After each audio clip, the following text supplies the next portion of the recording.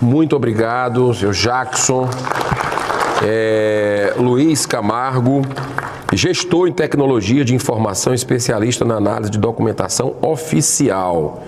Ele é membro do Centro de Investigação e Pesquisa Exobiológica, CIPEX, editor também do site Portal Fenômeno e é autor dos livros UFOs no Espaço e na Lua e A Noite Oficial dos UFOs no Brasil. O senador Isalci Lucas, aqui do Distrito Federal, ele está em trânsito por aqui, mas mandou um discurso feito por ele e a gente já vou dar como lido, né? Vai ficar no portal do Senado, junto com todas as informações e as apresentações que foram feitas aqui pelos convidados. Vai ficar tudo documentado nos anais aqui dessa casa e o senador Isalci Lucas fez esse discurso aqui que eu dei uma lida, é um pouco longo, mas muito interessante com relação ao tema de hoje, aos 75 anos do Dia Mundial da Ufologia. Já passo imediatamente aqui ao senhor Rony Vernet, que é engenheiro eletrônico com especialização em automação industrial e telecomunicações. Então, eu peço que o senhor, em 5 minutos, quiser responder alguma pergunta, fazer suas considerações finais, de antemão lhe agradecendo pela presença.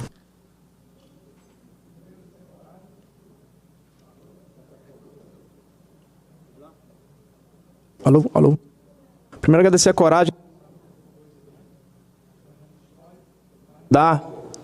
um evento histórico, agradecer ao senador por ter proporcionado a organização desse evento, é um evento histórico que vai mudar certamente a rota da discussão desse assunto no país, a partir daqui.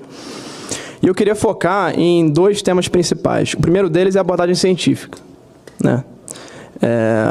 E eu vou citar aqui um trecho, um artigo da revista Scientific American, que é uma das revistas mais respeitadas do mundo, na área da ciência hoje, e um artigo dela que fala sobre esse tema, o tema desses fenômenos.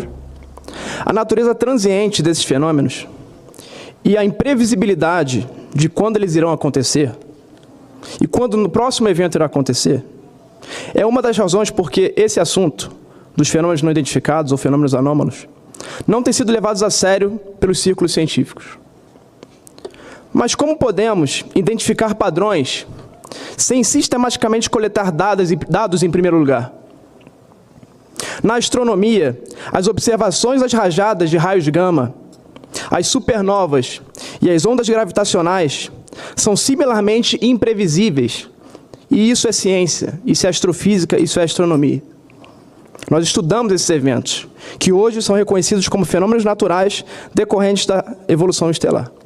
Então vocês veem, a todos presentes e o pessoal de casa que está assistindo, que sim, não quer dizer que não conseguimos reproduzir em laboratório, não deixa de ser ciência. Simplesmente precisamos ter os equipamentos certos e apontá-los para o lugar correto e ficar esperando. Se vai aparecer hoje ou daqui a 5 anos, a ciência não tem tempo. A ciência, ela é observação. E essa observação, ela tem que ser feita de forma perene, de forma contínua, até a gente conseguir coletar dados. E aí sim, o grande problema da ufologia, coletar uma imensa quantidade de dados para aí sim a gente conseguir chegar numa conclusão. Porque a gente hoje não sabe nem a origem e nem as intenções desses fenômenos. Em relação a como começar isso no Brasil, né, a gente teve, após a liberação do relatório do Pentágono, no ano passado, imediatamente a Universidade de Harvard criou o projeto Galileu, pelo pesquisador astrofísico Avi Loeb. E hoje no observatório, no terraço da Universidade de Harvard, do Observatório de Astronomia, temos equipamentos para observar esses fenômenos. É uma estação piloto que com certeza vai começar a dar resultados. A NASA, há cerca de semanas atrás, também acaba de anunciar o estudo científico desses fenômenos. O estudo vai levar 9 meses. Destacaram um premiado astrofísico para poder liderar uma equipe de cientistas. E em breve teremos também o resultado desse estudo. E o governo dos Estados Unidos, ele criou, no ano passado, numa emenda na Lei Nacional de Defesa, a emenda Gillibrand-Rubio-Galego. Essa emenda justamente visa a dar fomento científico para esse assunto. Essa emenda, ela cria um órgão permanente de investigação desse assunto, coordenando as Forças Armadas e a comunidade de inteligência e outros órgãos do governo para coletar dados e que esses dados sejam compartilhados com instituições científicas. A gente não tem ciência se a gente guardar os dados e engavetar os dados. Esses dados precisam ser compartilhados. E essa é a ideia. Se a gente tiver, senador, aqui, uma discussão futura, novas audiências, nas subcomissões, nas comissões, que seja feita uma legislação para tratar o tema, que juntemos as Forças Armadas, as nossas instituições federais, as nossas academias, as nossas universidades para estudar o tema, eu tenho certeza que a gente vai conseguir ter grande êxito. Eu acho que o momento para a gente despontar nesse cenário é agora. Porque se o Brasil consegue fazer uma coisa organizada e descobre uma nova ciência, novas fronteiras, novas descobertas no campo da física, imagina a tecnologia que nosso povo não vai usufruir. Hoje a gente passa problema de... Concluindo, hoje a gente passa problemas de preço de combustível, né? Quem sabe se a gente descobre novas tecnologias, se não precisamos mais usar isso, nem energia elétrica e nem combustíveis, né? Então, acho que passa por isso. Em relação ao último caso, terminando, Magé foi um caso que suscitou muito burburinho do povo brasileiro, né? Esse caso ganhou a internet e hoje na internet a gente tem, para o mal e para o bem, a gente tem boatos. E o que eu posso dizer é que eu fiz pesquisa desse assunto, eu tive em Magé, eu fiz requisições para o Exército. O Exército confirmou que houve uma operação militar na Serra dos Órgãos, no mesmo período do caso Magé, e confirmou também os helicópteros que sobrevoaram a região de Magé. Então, houve ali uma operação militar, não sabemos o que aconteceu, falaram de quedas de OVNIs, quedas de discos voadores, não sabemos o que aconteceu, mas, de fato, o povo magéense tem razão quando diz que houve algo, porque houve uma movimentação militar do Exército para uma operação que ainda não sabemos, a princípio, uma operação de destruição na Serra dos Órgãos, mas não sabemos realmente o que aconteceu. Muito obrigado. Obrigado. Muitíssimo obrigado pela sua vinda aqui, pela sua participação, Rony Vernet, que é engenheiro eletrônico com especialização em automação industrial e telecomunicações. Então, eu agradeço muito. Ele que também atua há quase 10 anos na área de óleo e gás, não é isso? Então, quero registrar aqui, antes de passar para o nosso próximo convidado que vai ser o Geraldo Lemos, fazer as suas considerações finais, registrar a presença aqui. Nós temos, desde o início da sessão, recebido, e eu fico muito feliz, são muito bem-vindos aqui, os visitantes ao Senado Federal. Essa casa é de vocês. E são de Brasília? Não? Vários estados aqui? Coisa boa. Dá uns 3 ou 4 aí. Paraná, Santa Catarina, Maranhão, Minas Gerais, Pernambuco. Que bacana, gente. Sejam muito bem-vindos aqui ao Senado Federal, conhecendo aqui a casa. Fica o convite para você, brasileiro, que queira vir aqui no Congresso. O Senado tem uma equipe fantástica aqui para guiar, tem a história do Brasil, tem museu.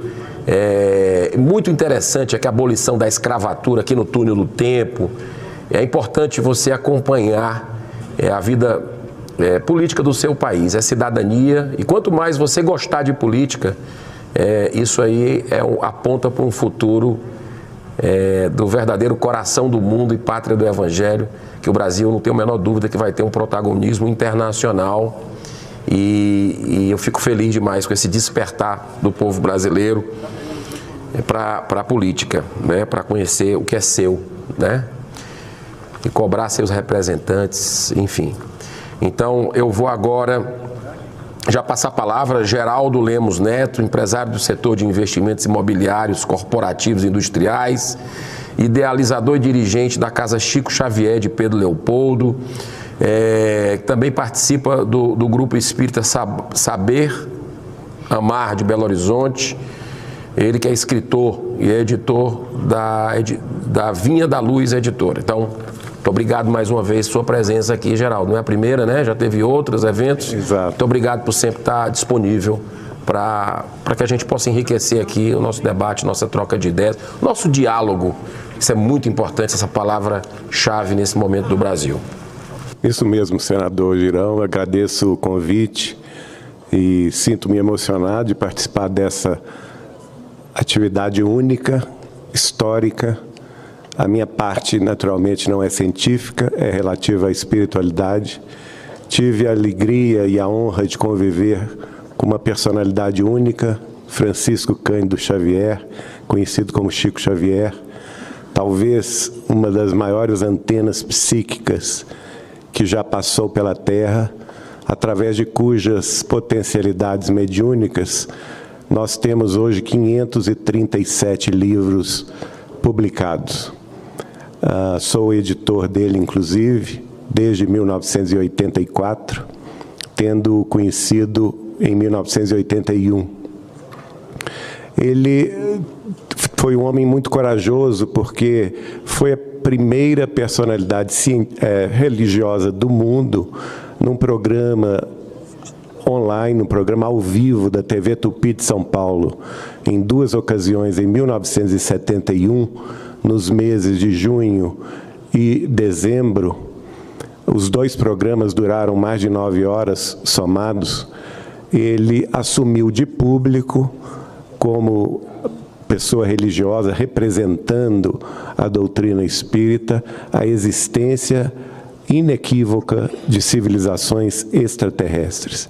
E não somente isso, naquela ocasião, programa esse que está disponível no YouTube para todos acompanharem, ele fez previsões históricas que se confirmaram a respeito da Lua. Naquela ocasião, em 1971, ele disse que nós descobriríamos no solo lunar água, matéria plástica, vidro, azoto e oxigênio. E através desses materiais seria possível nós construirmos a base permanente terrestre em solo lunar. E também naquela ocasião ele previu que logo após a inauguração dessa base terrestre lunar permanente, nós teríamos a visita aberta de civilizações extraterrestres que se nos mostrariam de forma inequívoca e ainda cita que teríamos contato com civilizações de outras galáxias. Então, é uma informação relevante, importante. Eu sou testemunha, como convivi com ele mais de 20 anos, de forma íntima, por relações familiares, dos 3 casos que ele próprio contou, de contatos imediatos que ele teve. Um menos feliz, tendo entre a cidade de Franca, em São Paulo, e a cidade de Ribeirão Preto, em que ele teve medo realmente de um contato, e a nave que acompanhou o carro onde ele estava situado acabou levando uma vaca dentro dela e sumiu no horizonte. Os 2 outros contatos, um em Uberaba, que ele teve contato com seres bastante pequenos, segundo eles, 1 metro de altura, e nos descreveu em detalhes a sua fisiologia, dizendo serem seres altamente avançados, que se comunicam basicamente por telepatia. Em um último contato que ele teve na cidade de Pedro Leopoldo, em Minas Gerais, a sua cidade natal, quando ele conheceu uma raça que lembra muito os nórdicos aqui do nosso planeta, e que eles tiveram muito interesse, inclusive, de conversar com ele a esse respeito. Então, só para responder a pergunta do nosso colega a respeito do degredo que houve de Capela, foi feito em naves, assim como ele me disse que o degredo que está sendo vivenciado da Terra para uma super Terra, que ele denominou Quiron, em outro sistema estelar, se faz através de naves extraterrestres que levam espíritos da Terra que não mais podem ficar aqui. Eles são levados para uma base que é uma prisão na Lua, uma prisão espiritual na Lua, e de lá são então degradados para este outro planeta, Quiron. E que essa limpeza se aprofundaria neste século XXI para tornar a Terra um mundo melhor, um mundo regenerado. Então, a minha última palavra é de agradecimento e votos para que todos nós tenhamos a responsabilidade de conhecer o fenômeno, estudá-lo e pensar conosco o que nós podemos fazer para melhorar a humanidade terrestre. Muito obrigado. Muito obrigado pela sua presença, Geraldo Lemos Neto. Inclusive, só para esclarecer os nossos convidados, aqui no Brasil todo mundo sabe quem é Chico Xavier, né? Mas os nossos convidados, tanto da Inglaterra como dos Estados Unidos aqui presente, e quem for assistir ou estiver assistindo agora essa sessão e não conhecer, alguém que esteja assistindo de outro país, é um dos maiores humanistas e pacifistas do nosso país, né? O Chico Xavier, mineiro, inclusive ele teve aí durante a sua vida, psicografou mais de 450 livros, traduzidos aí para dezenas de idiomas, e tudo revertido para a caridade, né? Foram milhões e milhões de livros revertidos aí para a caridade. Não é à toa que as obras sociais hoje, até hoje existe aí pelo Brasil afora, e numa humildade ímpar, mesmo aí não querendo, mas teve uma votação de um grande veículo de comunicação no Brasil, Popular, que ele foi eleito o brasileiro do século, é isso? O maior brasileiro da história, é isso? Então, um grande humanista do Brasil, e que eu não tive a bênção de conhecê-lo, já falecido, em 2002, no dia 30 de junho de 2002, e vai fazer 20 anos agora. Olha só que detalhe, vai fazer 20 anos. Nós fizemos uma sessão no Senado Federal em homenagem a ele, né? E está disponível no YouTube para quem quiser assistir. Tem filmes, tem produções também feitas em homenagem ao Chico Xavier, biografia e cartas, enfim. Leva muito consolo e esperança às pessoas que perderam seus entes queridos. Então, o Geraldo Lemos teve essa bênção, eu não tive, mas Geraldo teve essa bênção de conviver com esse grande homem, e mantém um museu, não é isso? Lá em Pedro Leopoldo, a casa de Chico Xavier, que eu tive a oportunidade de conhecer, uma cidade maravilhosa, pertinho de Belo Horizonte. Ela fica mais próxima do aeroporto de Confins do que Belo Horizonte, né?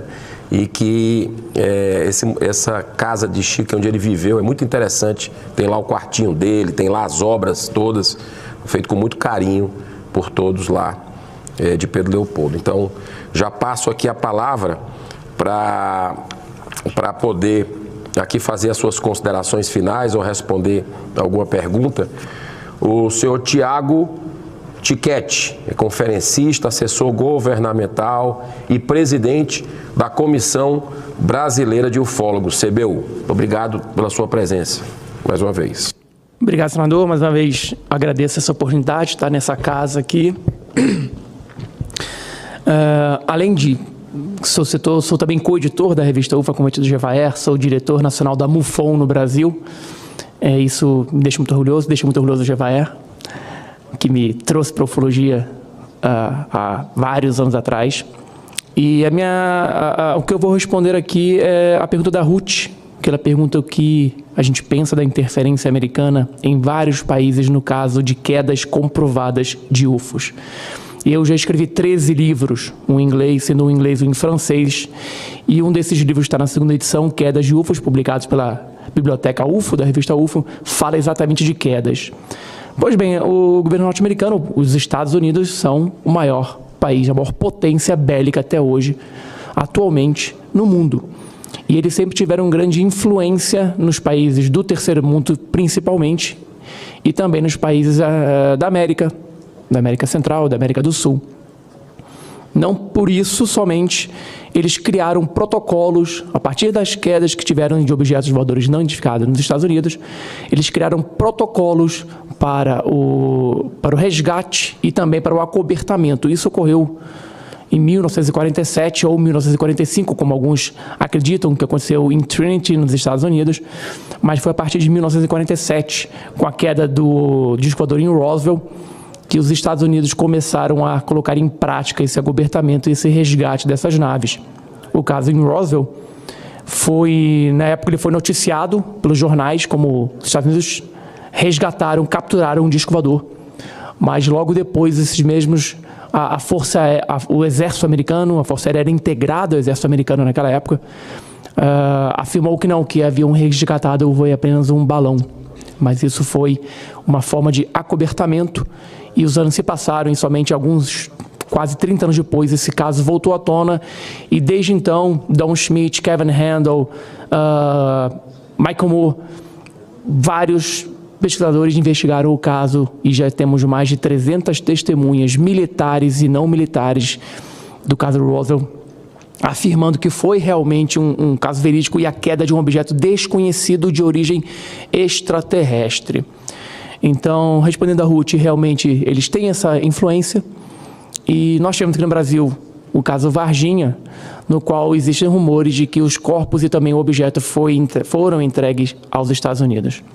Essa audiência aqui pode ser que seja o pontapé, a mudança, para que o Brasil passe a ter interesse na investigação desses objetos voadores identificados, para que comece a analisar de forma oficial os avistamentos, os contatos, os relatos, as possíveis quedas, para quem sabe, num futuro, a gente possa ter, como disse meu colega Rony, a tecnologia que esses aparelhos, essas aeronaves possuem e para que seja revertido ao povo brasileiro na forma de tecnologia, de avanço na medicina, de avanço nos combustíveis, no que for. Então, mais uma vez, eu gostaria, senador, também, de lhe presentear com algum desse meu livro, vou encaminhar aqui ao seu gabinete, para que o senhor possa ter um conhecimento sobre quedas e sobre tipologias de disco voadores e OVNIs, são outras obras que eu também já escrevi. E mais uma vez agradecer o espaço aberto a todos nós aqui nessa casa, aqui no Senado Federal. Muito obrigado. Muitíssimo obrigado. É muito importante a sua presença. Eu queria, Tiago Tiquete, que é ufólogo, conferencista, presidente da Comissão Brasileira de Ufólogos, CBU, muito obrigado mesmo pela sua presença aqui, pela sua exposição, né, e pelos estudos que o senhor compartilhou aqui conosco. Olha, eu não falei da quantidade de pessoas compartilhando aqui experiências, né? Isso aí é muita gente compartilhando experiência. Eu vou ler só um, que é do senhor Maurício Campos. Ele colocou assim o seguinte, que meu pai era ex-combatente de guerra e sabia distinguir se aquilo era desse mundo, né? Então ele compartilhou aqui, né, que em outubro de 1968 eu e meu pai e minha mãe tivemos a sorte de vermos um UFO que ficou flutuando a uns 30 metros de altura ao lado de nossa casa. Lembro que faltou energia no local, na hora, e ficamos imóveis e em silêncio durante algum tempo. Nós morávamos na época no Rio de Janeiro, né? Então a gente tem recebido muita gente compartilhando experiências também. É muito interessante isso. Eu vou passar agora a palavra imediatamente aqui para o Inajá Antônio Kurovski. Acertei, né? Kurovski, que é médico veterinário, professor universitário de graduação e pós-graduação, policial e perito criminal do Instituto de Criminalística do Paraná. Muito obrigado pela sua participação, pela sua vinda. O senhor tem 5 minutos para a consideração final ou responder aí alguma pergunta. Muito obrigado. Eu agradeço, eu aproveito justamente as perguntas para fazer algumas considerações. Uma delas foi como a ufologia será reconhecida pelo meio acadêmico se não usa a metodologia correta, tornando-se uma crença cega. Eu queria colocar que o meu modo de ver é que a ufologia ela é um campo de estudos. É um campo de estudos complexo, né, e multidisciplinar. As pessoas que se dedicam a esse estudo, muitas delas esquecem que ela não deve ser só encarada como pelo foco das ciências exatas. Ela também é um fenômeno social e também deve ser aplicado, nesse caso, as metodologias das ciências sociais também. Mas eu vejo que muitos são focados somente no seu campo de formação, né? E aí eu digo que para aquele que a única ferramenta que ele possui é um martelo, tudo que estiver pela frente é prego, né? E não é assim que a ufologia deve ser vista. Ela é, como eu disse, multidisciplinar, por isso mesmo complexa, e cada uma das ciências contribui com a sua metodologia. Então, não é que não se usa a metodologia correta. Eu diria que alguns ufólogos não sabem usar todas as ferramentas que estão aí disponíveis das diversas metodologias, das diversas ciências. Completando esse raciocínio, né, ainda diz aqui que se os ETs estão aqui há milhares de anos, por que não se consegue provar esta presença? Eu diria que a presença está mais do que provada. Existem provas mais robustas que estão ainda mantidas em sigilo e existem as provas já de conhecimento geral. As provas são físicas, como as marcas de pouso, e fotos e vídeos. Isso são provas físicas, né? E são consideradas em tribunal. E existem a prova testemunhal. E testemunha também é prova, né? Essa prova testemunhal. Tanto pela idoneidade da testemunha, quanto pelo número de testemunhas afirmando o mesmo fato. Então, tudo isso são provas. Dizer que não existem provas é uma falácia ou uma má-fé, né? Também queria comentar sobre o Fernando Allen, que diz que dados históricos de aparições de OVNIs são de menos de 75 anos atrás, né? E se a gente concorda que podem não ter sido feitos por humanos. Eu diria que, usando uma interpretação do conhecimento moderno e de uma linguagem moderna, pelo que a nossa ciência já levantou e pelo que a ufologia já apresentou, não é de menos de 75 anos atrás, é de milhares de anos atrás. Basta que se traduza, por exemplo, a expressão anjo por extraterrestre, ou carruagem de fogo, ou escudo voador, ou canoas voadoras, como nossos índios dizem, traduzindo essas palavras por uma nave, ou disco voador, se quiser. Então, os dados históricos, inclusive escritos, né, vêm desde milhares de anos, e não somente de 75 anos para cá. E, por último, por que os arquivos que se dizem secretos não podem ser divulgados? Bom, primeiramente porque são secretos. E eles são assim classificados porque, entre outros motivos, existe um risco à segurança nacional. Por exemplo, que essas informações vierem a público podem causar algum risco a algum sistema. E essa classificação ela tem hierarquias, ela vai passando de reservado, confidencial, secreto a ultra secreto, cada um deles determinando um período de tempo em que isso deve ser mantido em sigilo, né? Após esse período, esse material pode ser revisado e ser novamente reclassificado ou desclassificado. Então, por que não pode ser divulgado? Justamente pelo risco que essa informação possa causar. Era isso que eu tinha para comentar. Muito obrigado. Muito obrigado. Muitíssimo obrigado, senhor Inajá Antônio Kurovski. Inclusive, uma pergunta aqui que eu não fiz, as pessoas querendo saber sobre o filme Área Q, né? Mas foi feito por Gerson Sanginito, que é um cineasta lá da Califórnia, nos Estados Unidos, um brasileiro que mora lá. E tem os atores principais do filme, a Tânia Kalil e o Murilo Rosa, né? Então tá inclusive de forma gratuita aí, se eu não me engano, no YouTube. E foi o filme que o senhor citou, da tribuna, né, e que de alguma forma eu tive como a oportunidade de ajudar na sua produção lá no interior do Ceará, numa região chamada Ariaquê, que é Quixadá, Quixeramobim, que é uma região que tem muitos avistamentos e é bem diferente lá, os monólitos de Quixadá, não sei se o senhor conhece, né? É interessantíssimo e teve muitos casos lá, inclusive de abdução, né? Segundo o filme coloca lá, inclusive. Vou passar agora aqui imediatamente para o senhor Gary Heseltine, que é detetive inglês aposentado, editor da revista UFO Truth e conferencista internacional. É vice-presidente do International Coalition for Extraterrestrial Research, a mais recente iniciativa para lutar pela liberdade de informações ufológicas governamentais. Então, muito obrigado pela sua presença aqui. O senhor tem 5 minutos para fazer aí alguma consideração final, responder alguma dessas perguntas.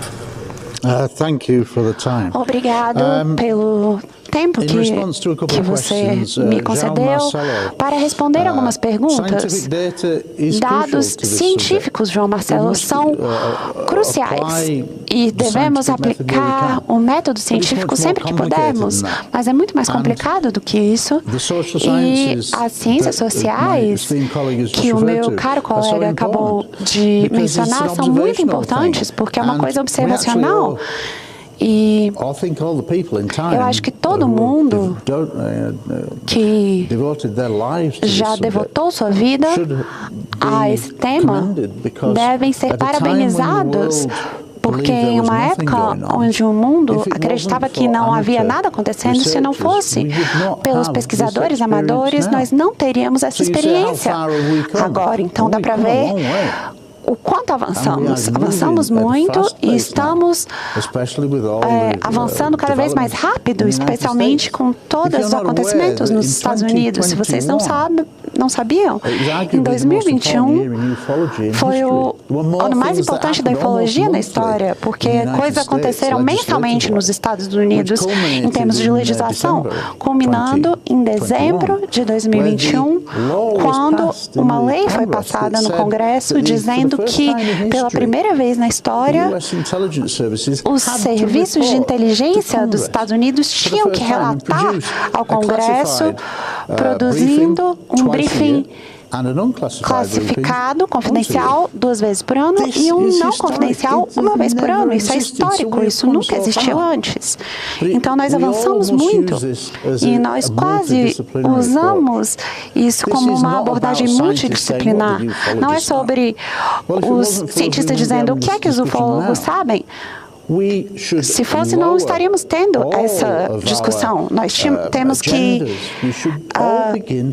todos começar a perceber que é uma questão da raça humana. Temos que lidar com isso como raça humana. Não é eu sou melhor do que você, minha equipe é melhor que a sua. Isso atrasa a humanidade, vem atrasando por tantos anos, especialmente sobre esse assunto, onde tem uma confidencialidade deliberada e o estigma acontece aí, temos que nos livrar desse estigma. E o fato de estar sentado ao lado de um senador em uma audiência real do Congresso, do Senado, fala muito sobre como nós avançamos nesse assunto, porque agora significa que temos que levar isso muito a sério, temos que abaixar, temos que diminuir o nosso ego e cooperar uns com os outros. Todo mundo tem que abrir as portas e audiências políticas como essa, revelando informações, tem que acontecer para todo mundo sentar na mesma mesa e dizer o que vamos fazer sobre isso.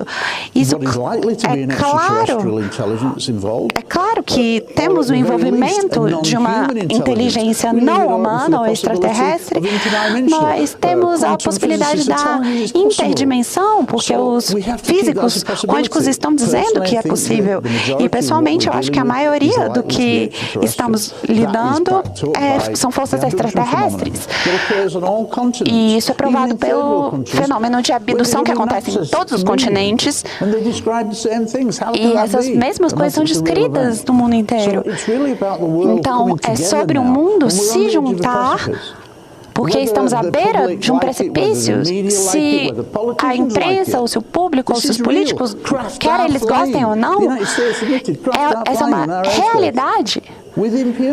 E estamos tendo um problema de segurança que tem que ser abordado politicamente.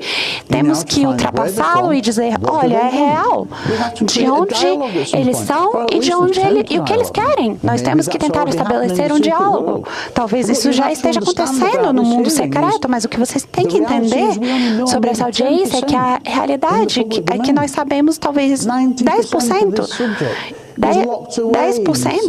está em domínio público, 90% está trancado em agências do governo. Então, quais são esses 90% o que são esses 90% que nós não conhecemos? Se uma nave pousasse fora do Senado hoje, nós tentaríamos descobrir o que aconteceu. Então, isso provavelmente já aconteceu. Não podemos produzir um corpo alienígena. Nós podemos produzir a nave que a mídia quer, que o público quer.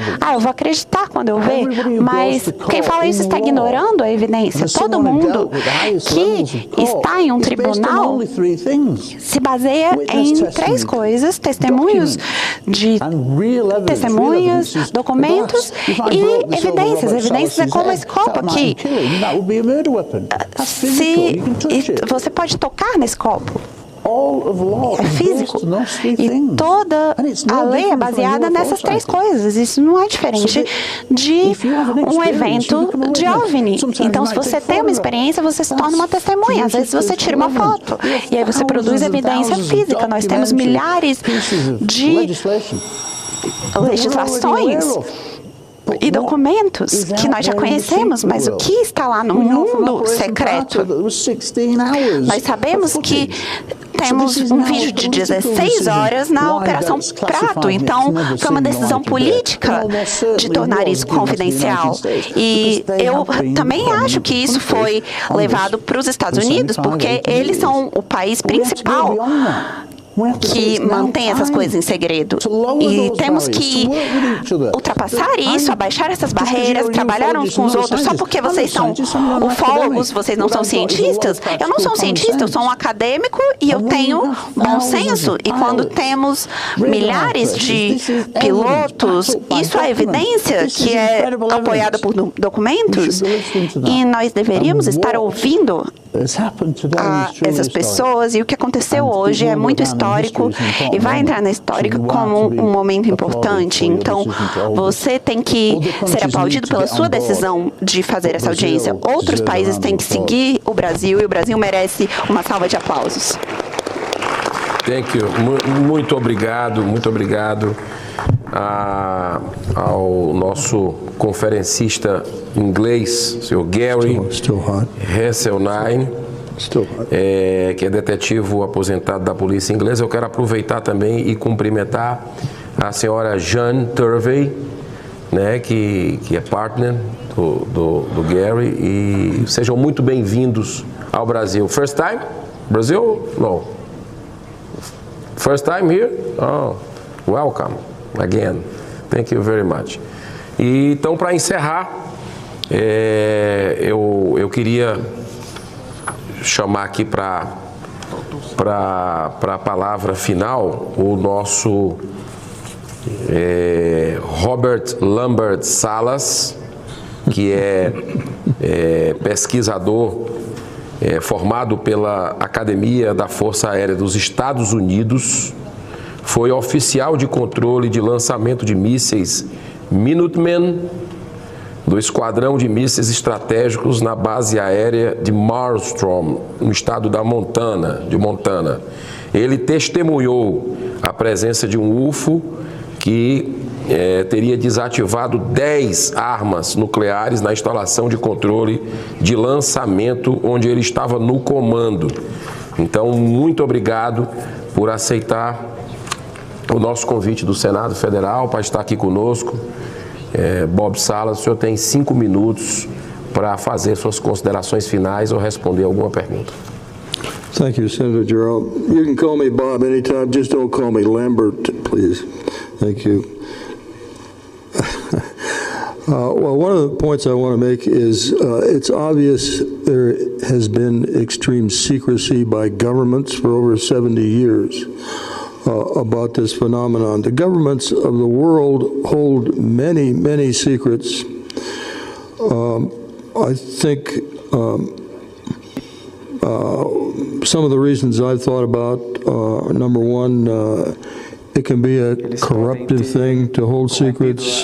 Some of these secrets are obviously very valuable. Os segredos são muito valiosos, monetariamente, podem ter sido usados para gerar itens de nova tecnologia. Em segundo lugar, o sigilo e o intercâmbio com outros países. Então, esses tipos de segredo provavelmente são usados como peças de barganha entre países, e em terceiro lugar eles representam uma forma de poder político também. Então aqueles que detêm segredos são normalmente pessoas poderosas.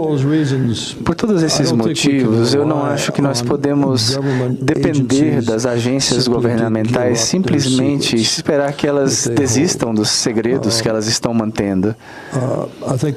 Eu acho que será muito difícil nos próximos anos, mas eu acredito que, como foi dito, existem muitas testemunhas reais e muito desse fenômeno que pode ser mostrado. Então, mais países possuem audiências abertas aqui, assim como o senhor fez aqui hoje, senador, e os pensamentos de outros nesse momento especial e histórico no mundo que nós estamos vivenciando aqui e que o senhor organizou. Outros países precisam fazer o mesmo e precisam convidar as testemunhas, escutar o que elas têm a dizer. E uma vez que façam isso, poderemos pedir mais, fazer mais perguntas às agências, pedir que suspendam seus sigilos. E uma vez que os países se comprometam a encaminhar esse assunto do sigilo, também teremos um comitê de supervisão de pessoas que não estão no governo e pessoas que não precisam fazer verificações de segurança, mas precisamos ter pesquisadores, assim como alguns que estão aqui hoje, que precisam ser parte de um comitê que possa monitorar o que as agências estão afirmando, o que os governos estão dizendo e o que as agências estão contando aos próprios governos sobre o que sabem, porque, como sabemos, os segredos serão guardados e precisamos continuar procurando a verdade. E todos os governos do mundo devem ter audiências abertas, incluindo o meu próprio governo, o governo do meu país, e precisamos ter uma supervisão civil do que as agências estão dizendo aos representantes eleitos. Muito obrigado. Thank you a lot, Robert Salas, Bob Salas, que é pesquisador americano de ufologia. Salas. Ok, muito obrigado mais uma vez por sua participação. Eu queria fazer uma retificação aqui antes de encerrar. O nome, eu dei um nome equivocado de uma das pessoas que está aqui no plenário do Senado, o seu João Batista Moreira. né? Ele que também tem palestra sobre o assunto, mas como já estava tudo programado, não deu para fazer a apresentação hoje, mas outras oportunidades nós teremos, né? Se Deus quiser. Muito obrigado pela sua presença aqui, tá? O senhor João Batista Moreira. A informação que chegou aqui para mim, a gente sabe que não existe coincidência, né, Geraldinho? Não existe coincidência. E a informação que publicado em vários jornais, um deles é o jornal O Povo, lá do estado do Ceará, que às 4 horas da manhã de hoje, e vai ficar por alguns dias aí, um alinhamento muito difícil de acontecer, que dá para visualizar a olho nu, né? Mercúrio, Vênus, Marte, Saturno, Júpiter, né? Então, um alinhamento que começou exatamente hoje no nosso evento. E eu quero agradecer a presença de todos. Me concede um minuto? Claro, um minuto, por favor. Está encerrando.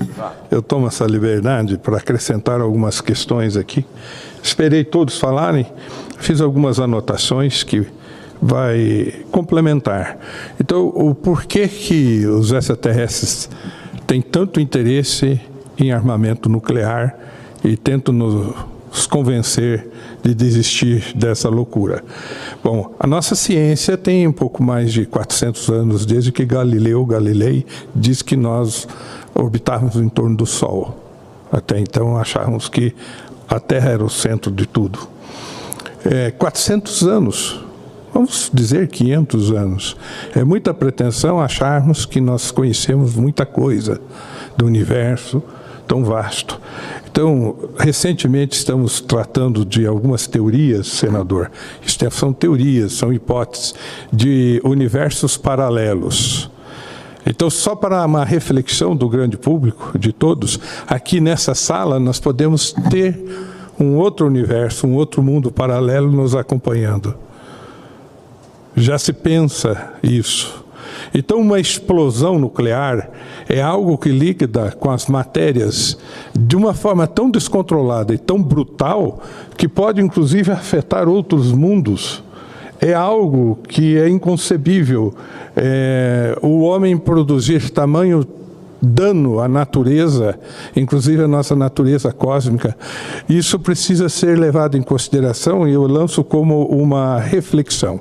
Aí perguntam também por que os extraterrestres não querem se apresentar. Bom, para começar, nós iríamos fazer leis para eles, né? Está tão bom para eles podem ir e voltar, não tem leis para quem não existe. A partir do momento que ficar detectado que eles existem, nós vamos ter obrigados a legislar alguma coisa. Tem que vir com a nave por tal via aérea, tem que se comunicar com a torre, tem que pedir permissão, tem que pousar e nós vamos inspecionar a nave. Então, obviamente, que tem muitas implicações aí. Essa gente também conhece as nossas fraquezas, os nossos vícios. Pode ser que algum queira levá-los para uma conversa particular, fazer algum acordo. Tem diamante aí, se rolar um diamante, pode acontecer, a gente facilitar as coisas. Então, nós estamos vivendo no mundo um grande drama de corrupção. Isso não é novidade, não é só no Brasil, não. O mundo está mergulhado no drama da corrupção, dos interesses e, volto a dizer, das guerras. Então não é fácil falar, por que o ET não chega e não se anuncia? Porque ele não é bobo. Ele está aqui porque ele é muito mais inteligente que a gente. Está muito mais avançado que a gente. Outra coisa, deve dominar uma tecnologia de camuflagem. Porque eu já vi, inclusive, alguns vídeos em que a nuvem se transformava, né? Quer dizer, aparecia o objeto, depois a nuvem. Pode ser montagem? Pode. Mas é óbvio que se eles não querem aparecer, eles podem ter tecnologias stealth, tecnologias de camuflagem, tecnologias suficiente conhecimento para não se revelarem. Também sabem das consequências dessa revelação perante a nossa humanidade. Então, isso é para reflexão. Chico Xavier falou citou uma ideia que depois fizeram um vídeo, que é data limite, que disse assim, que a partir do momento que o homem pisou na Lua, seria dado 50 anos de observação para ver se nós íamos poder ter uma convivência cósmica com seres do universo. E que era importante que nós estivéssemos livres de guerras, sobretudo guerras nucleares. Estava quase completando 50 anos e estourou essa confusão aí. Já passou bonito. Então, fica aqui a questão do top secret, desculpa, senador, de abusar. Existe um grupo nos Estados Unidos chamado Paradigm Research Group. O Stephen Bassett, que é um pesquisador que já esteve no Brasil, faz parte, produziu um documentário chamado Top Secret. Eu assisti toda a sequência. Tem um momento que o cientista fala assim, senador Girão, de uma nave supostamente capturada. Ele falou, eu sou especialista em reatores nucleares. O cara falando, o cientista. Fui chamado para examinar o reator da nave. Para encerrar, a gente tocava naquilo, parecia o fígado de um animal enorme que reagia ao nosso toque. Nós não tínhamos a mínima noção como aquilo funcionava. Muito obrigado. Eu agradeço demais sua participação. E eu quero também saudar os alunos do ensino fundamental do Colégio Couto Magalhães, de Anápolis, que estão aqui vindo visitar a casa de vocês, o Senado Federal. Sejam muito bem-vindos aqui, as professoras, os coordenadores, parabéns pela iniciativa. É sempre muito importante essa energia, né, das crianças aí desse país maravilhoso. Então, eu agradeço, Wilson Pickler, a sua participação, de todos os convidados.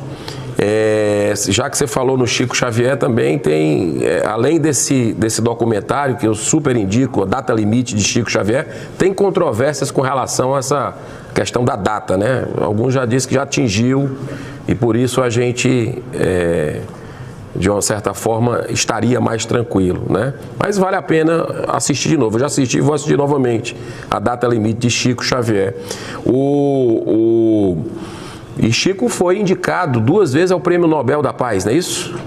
Olha, uma vez foi indicado ao Prêmio Nobel da Paz. É um dado aqui que o pessoal entrou em contato. Então, nós vamos encerrar a sessão nesse dia histórico aqui do Senado Federal, onde é um dia histórico para a humanidade a partir de uma decisão, de uma reversão da decisão da Corte Suprema nos Estados Unidos com relação ao aborto, né, que tinha sido liberado em 1969 pela Corte, 1973 pela Suprema Corte Americana, no dia 22 de fevereiro, e foi revertida hoje, reparando esse grande equívoco.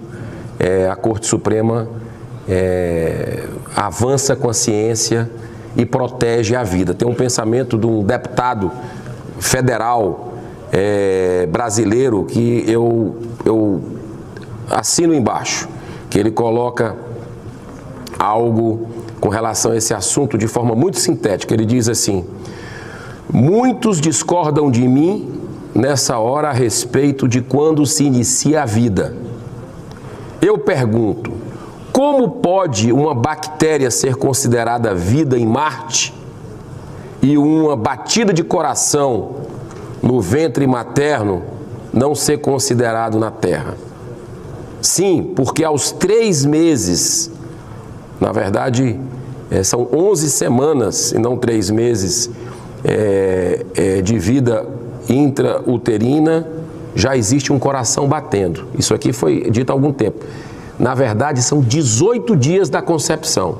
18 dias da concepção já tem um coração batendo forte, né? Então, é um dia histórico para o mundo hoje, com essa decisão que vai ter um efeito dominó, se Deus quiser, no mundo inteiro. E o Brasil é símbolo internacional de resistência pró-vida, porque não legalizou o aborto, e graças muito ao trabalho dessa casa, do Senado Federal, do Congresso Nacional Brasileiro, os parlamentares que com muita coragem se posicionaram a partir de uma maioria da população brasileira, mais de 85%, segundo as pesquisas aí de opinião, que é contra o aborto e a favor da vida desde a concepção. Então, um dia histórico, de parabéns todos os americanos por essa decisão da Suprema Corte defendendo a vida. Muito obrigado a todos os convidados, muita paz para todos vocês. E cumprida a finalidade desta sessão especial semipresencial do Senado Federal, agradeço a todos que estão aqui, que estão em casa assistindo e que honraram com essa participação dessa sessão sobre os 75 anos do Dia Mundial da Ufologia. Está encerrada essa sessão. Muito obrigado.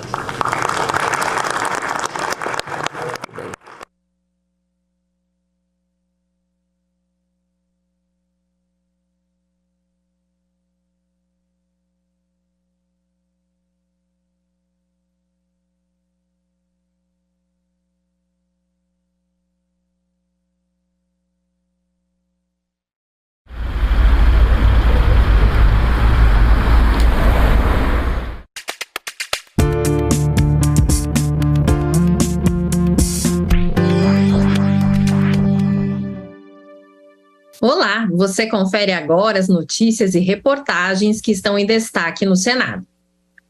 O senador Randolph Rodrigues informou na quinta-feira que já conseguiu um número mínimo de assinaturas de senadores necessárias para a criação da Comissão Parlamentar de Inquérito para investigar um